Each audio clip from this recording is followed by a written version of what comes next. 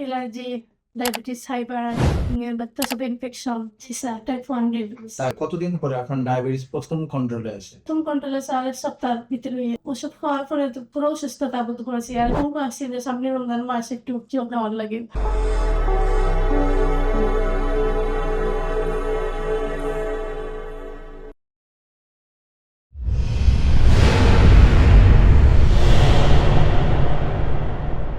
আসসালামু আলাইকুম, আমি doctor HM. Mahbubur Rahman, physician, USA health care centre, Sylhet.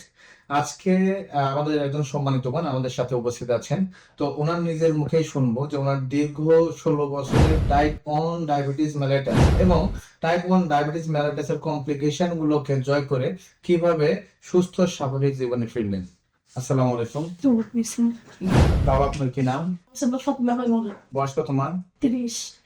তো আপনি যখন আমার চেম্বারে এসেছিলেন তখন কি কি সমস্যা নিয়ে এসেছিলেন? স্যার আমার অ্যালার্জি, ডায়াবেটিস, হাইপার বাচ্চা ইনফেকশন। কতদিন ধরে ডায়াবেটিস মেলাইটাস আক্রান্ত ছিলেন? স্যার প্রায় 16 বছর।